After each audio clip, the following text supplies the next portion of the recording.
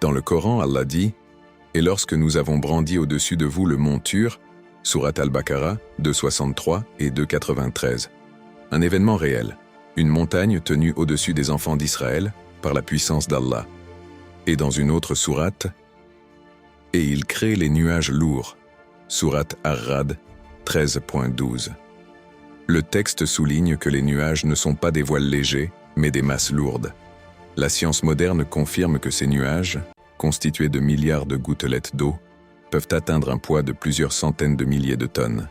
C'est ici que le parallèle devient évident. Une montagne est un assemblage de roches, de minéraux, de molécules solides.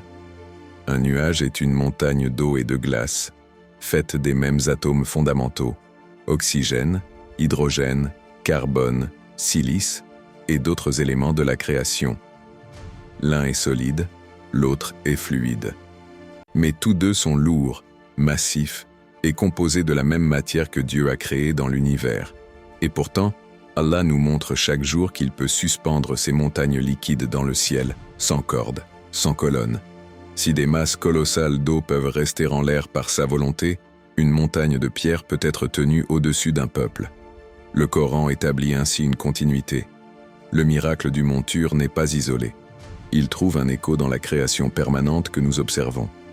Les nuages, que nous voyons flotter, sont en réalité des montagnes invisibles par leur poids, suspendues au-dessus de nos têtes. Ce parallèle est puissant.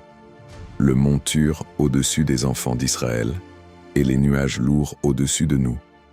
La même logique, la même matière, le même Créateur qui soutient ce qu'il veut, comme il veut.